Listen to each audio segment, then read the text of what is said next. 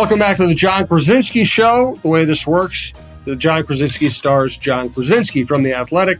I'm Jim Souhan from the Star Tribune. This is our basketball show at TalkNorth.com. Today, we're going to get a little nostalgic.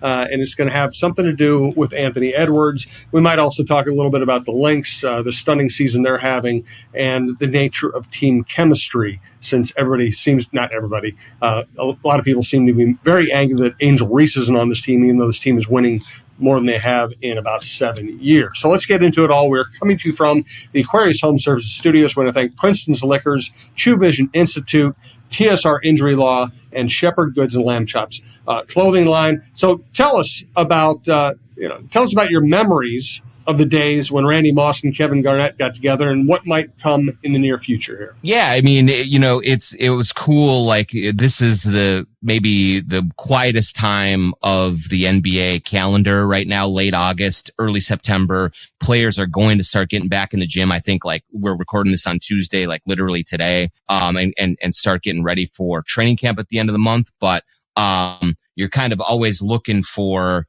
things to keep you intrigued and excited about what's to come. And late last week, we started to see things leak about a photo shoot that Anthony Edwards and Justin Jefferson were doing together to recreate kind of the iconic photo from, years and years ago, where Kevin Garnett and Randy Moss were together, and Moss was in a KG jersey and Garnett was in a Moss jersey. And it was like the two iconic athletes in Minneapolis at the time getting together and pulling that photo shoot off. And now you see, Jefferson and Edwards, who are both kind of ascending to Moss and KG levels in terms of popularity and box office and all of those things, get together to recreate that and pay homage to that. It's just really cool. And so what you saw was a reaction from fans that,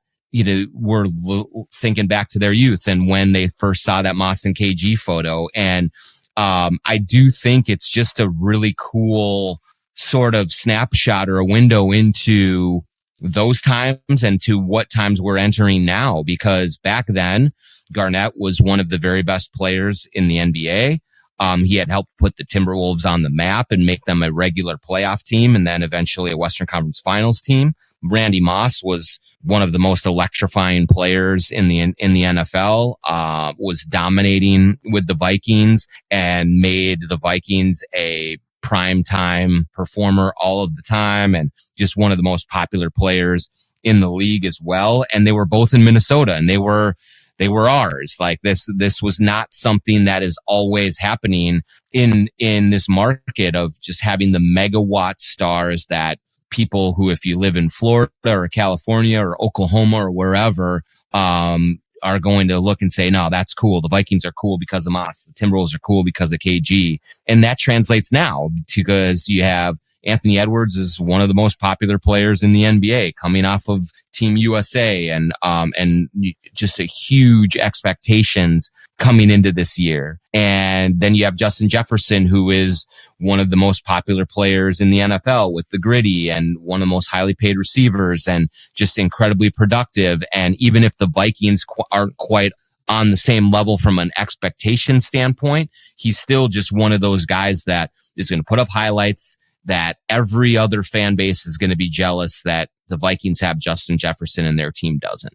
And so we are kind of in a similar mode now, right now today, as we were back then.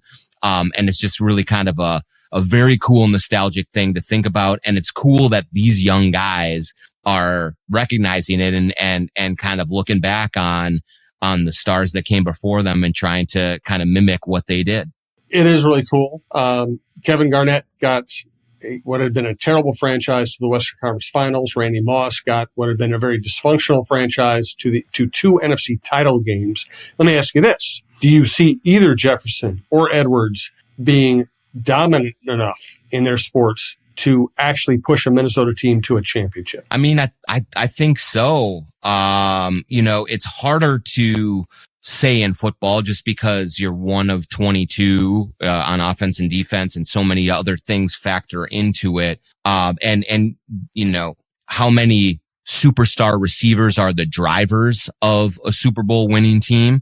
They're kind of a little bit more reliant on a quarterback to emerge as a true kind of partner in crime for them. And so I think for Jefferson, it really will depend ultimately on probably JJ McCarthy. I don't think that anyone is expecting the Vikings to win the Super Bowl this year with Sam Darnold, but I think if McCarthy develops into a franchise level quarterback, then that tandem can absolutely team up and be potent enough to make them at least a real contender. I don't think that's an unreasonable thing to believe in or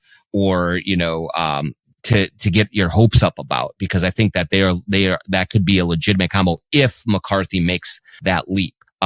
With Edwards, we're already kind of seeing it. He has all of the qualities of a championship level alpha scorer. In the NBA, it's a little bit, I don't want to say easier, but one player can control a lot more on an NBA court, obviously, than in the NFL. And so when you have that number one guy, you have a chance at a championship. And they got to the Western Conference Finals last year as a 22-year-old.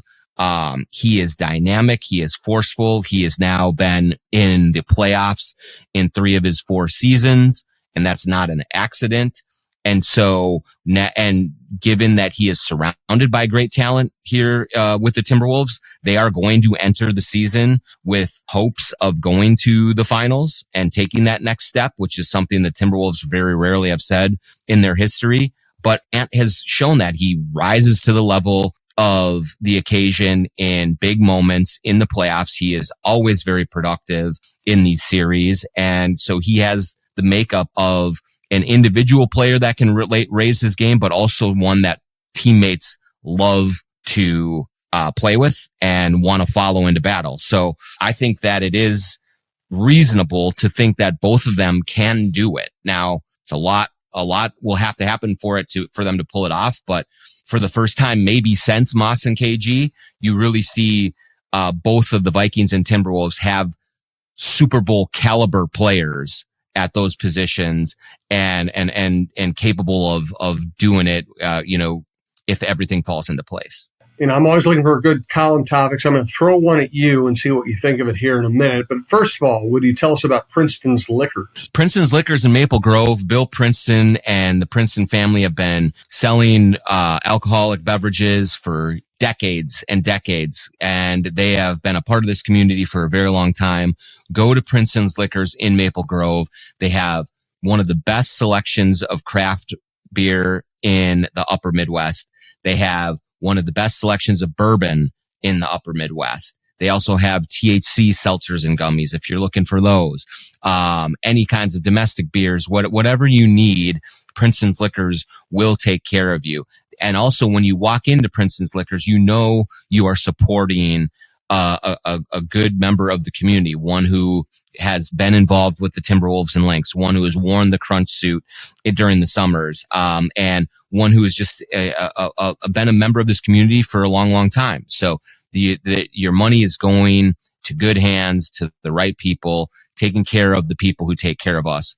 Princeton's Liquors in Maple Grove. And now, John, when John goes into Princeton's Liquors, he can read the fine print on the back of the bottles that he's checking out. That's exactly right. Thanks to the good folks at Chew Vision Institute in Bloomington, no more glasses for me for the first time since 4th grade. And I know you've heard people say this before. I heard people say it to me before.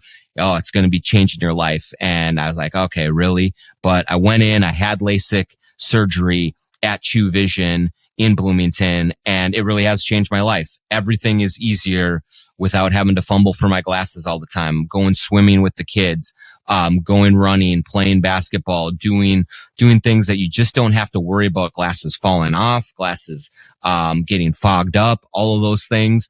It's just been great for me. And I've been glasses free for about a month now, and I can't believe I waited this long to do this.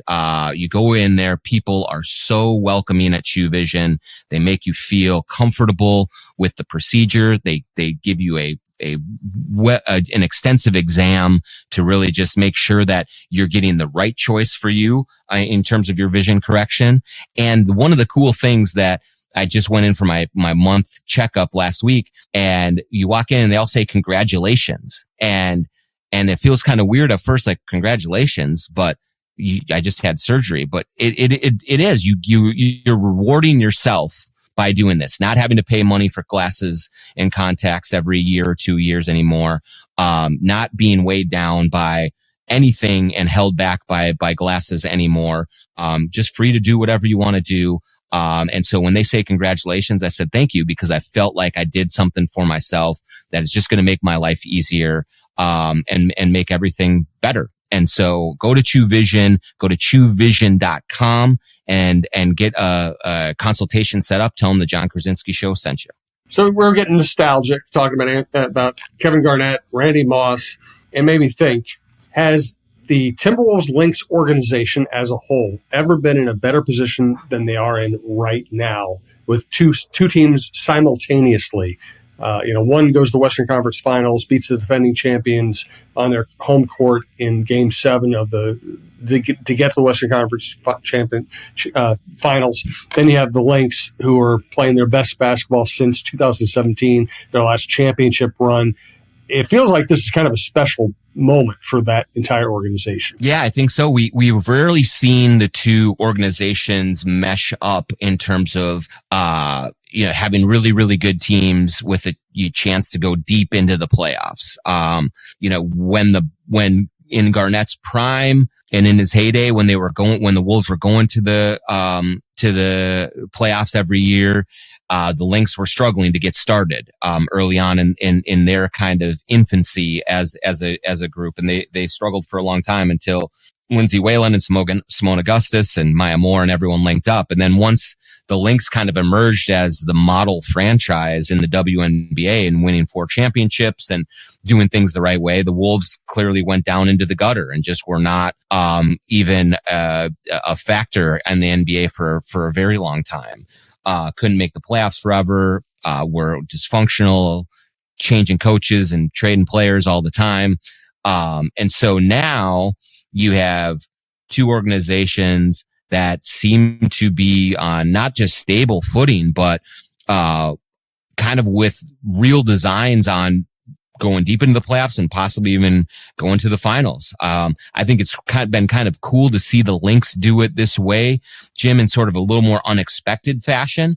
They won with all the megastars and Hall of Famers, with Fowles and Augustus and Moore and Brunson and Whalen. This team is doing it in a little different way. Collier's a terrific player. They have talent. McBride is really good, but it's not the same sort of overwhelming talent. They're playing together as a team and they're maximizing each other with the way that they play. And then the Wolves just finally have gotten out of their own way in terms of leadership with the right general manager, the right head coach, to put together a team that fits and has great chemistry. So, I think this is the best we have ever seen these teams be together. And so that makes for a lot of fun nights at Target Center year round, not just for the winter time when the Wolves are going or the summertime when the Lynx are going. Yeah. And it's, I don't think ironic is the right word. It's, either strange or sad that now they're having the ownership dispute, right? When, of course, it's also very logical that now they're having the ownership dispute because Glenn don't want to give this up. Yeah. I think that's part of it. Is that, I do think that when he initially agreed to sell the teams to Alex Rodriguez and Mark Laurie, we were coming out of a pandemic. The Wolves were struggling. The Lynx were sort of in their post-championship kind of regrouping. And I think he was tired. And I think that he looked at it and was having a hard time kind of seeing the path forward to real contention. And then when you see both teams emerge over the last 2 years now to be real factors, I think he looks around and said, yeah, this is fun. This is what I've wanted as an owner and I enjoy this. And so, I think that is part of the reason that there is a dispute here, in addition to many of the other things that are well documented in terms of he said, disagreements between them on the nature of the deal itself. Yeah, no doubt. All right, I want to get back to another basketball team that in town that is fascinating us right now. But first, I want to let you know about TSR injury law, 612-TSR time, 612-TSR time. They won't charge you unless they win your case, and they win lots of cases. That's why they are such a great Minnesota success story. So if you're ever injured, call them, 612-TSR time. Call them now. Thank them later. TSR injury law, longtime supporter of the John Krawczynski Show and TalkNorth.com. By the way, if you're listening to TalkNorth.com and you like the show, please subscribe to your favorite podcast app. It's free. It's the easiest way to listen. Go to TalkNorth.com. Find all the shows you like. We have a great sports lineup. We've added Randy Shaver on high school football. We have Mike Rim on the Gophers, Russo and Kevin Gorg and Anthony LaPanta all on hockey, Roy Smalley, Lavelle Neal, and myself on baseball.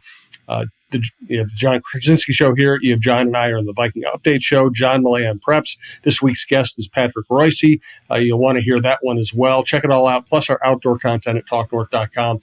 John, tell us about Shepherd Goods and Lamb Chops clothing line. SGLambchops.com is the place to go for super stylish, super comfortable, very affordable and high quality sweatpants, t-shirts, hoodies, shorts, hats, whatever you want to wear around town. You want to wear it around the house. It's very versatile. You can kind of take it anywhere, for kind of a night out, hanging with your buddies in the North Loop.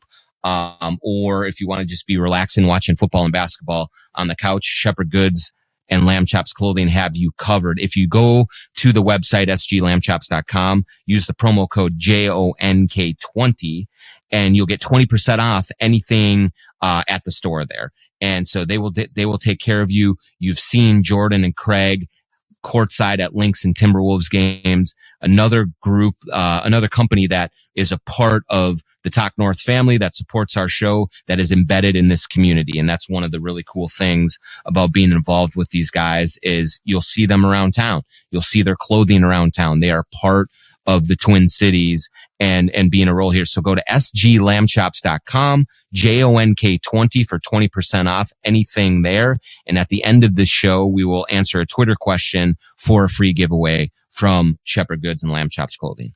Cool. Yeah, looking forward to that. So I think the notion of team chemistry is one of the most fascinating parts of sports writing, of sports commentating, of analyzing. And what we're seeing with the Minnesota Lynx, we're seeing with the Timberwolves is great team chemistry. You don't have bad guys. You don't have people who are complaining about their contracts. You see a team that was very cohesive last year. And it's fun to be around. And you can see it in your day-to-day interactions with the team. Now you're seeing the Lynx overachieving this year, in part because of team chemistry. They play beautifully together. They move the ball. They're unselfish. Nobody cares who gets the credit. Nafisa College is a superstar, and she's as humble as anybody you're going to meet in professional sports. And so the whole idea that, hey, boy, they'd be better if they had Angel Reese on this team is fascinating to me. I mean, because Angel Reese is having a great year. She's getting all the rebounds. She's a big, strong defender. She can pass the ball. She's not a gifted offensive player, but she does other things very well. And so I get why you would want Angel Reese to be on the Lynx. I especially get why you would want her to be on the Lynx long term. She's a young player. She could have a great 15-year career. But I also wonder, would this team be the same? Would the chemistry be the same? Would the ball movement be the same? Would they be winning as much if they added Angel Reese's rebounds and if they didn't have quite the same team chemistry? Yeah, it's a great question. And I don't know the answer to it because I don't want to imply that Angel Reese would be some sort of, selfish individual player, anything like that. Maybe she would, maybe she wouldn't. But certainly when you just look at the Lynx sort of in their own vacuum, they have discovered something that has just really clicked. And, kind of what we referred to a little bit earlier in the show is that they are not 4 Hall of Famers, in the starting lineup type of a team that is steamrolling this league. They are winning games with connectivity, with defense, with passing and sharing the ball, all of those things that are sort of like, throwback to, the Hoosiers movie or something like that. But it's very cool to watch. And I think it's definitely an extension of Nafisa Collier, their best player, and the way that she goes about leading this team and what kind of a star that she is. She is a star. She should be in the MVP conversations, and all of those things, but she is definitely a different kind of superstar type of a player versus Caitlin Clark or, any of the other, great players in this league. She just goes about it in a little bit quieter way, but she's still ferocious on the court. And so I think that extends to the rest of this team. I mean, Bridget Carlton, Courtney Williams, like Caleb, like everyone feels like they have part of this and that they're incredibly important to the success of their team. And so I think that just really does help to create an environment around the team that makes it incredibly fun to watch. They are just a joy to watch in the half court offensively, the way they move the ball. It doesn't matter who's scoring, they go for it. And I think it also makes them dangerous in the playoffs because, maybe Collier has an off night. They can survive that. Maybe McBride isn't hitting threes. They can survive that with other means and by doing things a different way. And so it's a versatile group that just seems to be really on the same page and playing a beautiful style of game. And, credit to Cheryl Reeve as well for helping to foster that. It's been a really cool, and the unexpected seasons are kind of the most fun. And this is, I think we could say that for the Lynx right now. Yep. And we knew Caitlin Clark would be great. At some point, she's great right now. My gosh. Yeah, without question. I mean, I don't want to hear any more conversations about it.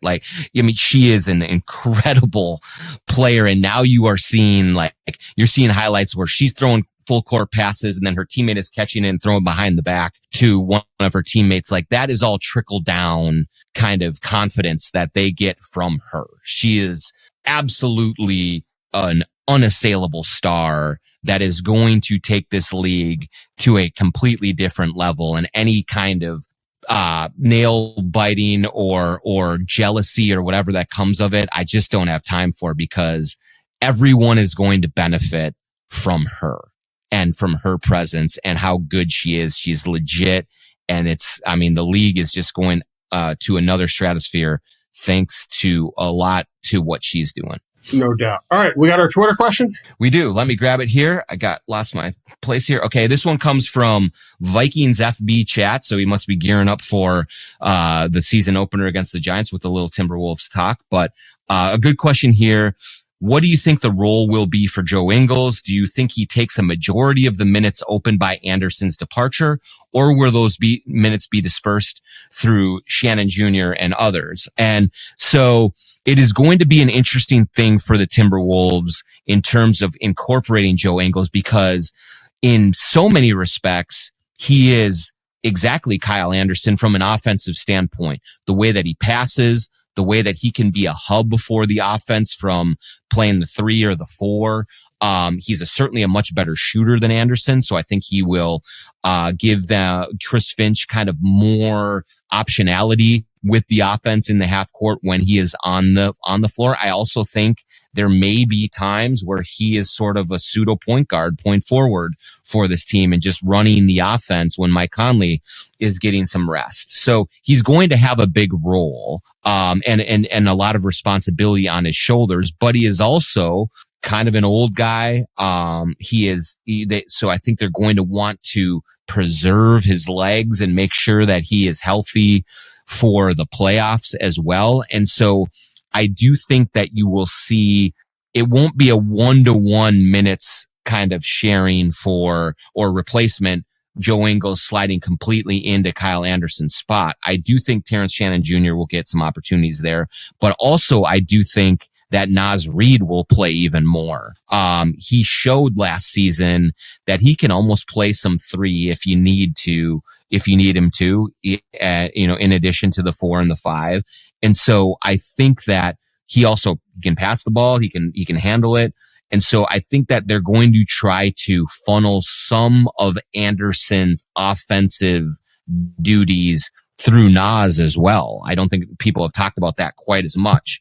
And so that's something I'm going to watch, is like kind of how Nas Reed's role evolves even a little bit more with Kyle Anderson in Golden State. But certainly Ingles will play, Shannon Jr. will play. Maybe, Minot or others will get cracks, but I think it'll be a kind of a committee between Reed, Ingles, and Shannon to kind of like fill in for all of the different things that Kyle Anderson did for this team.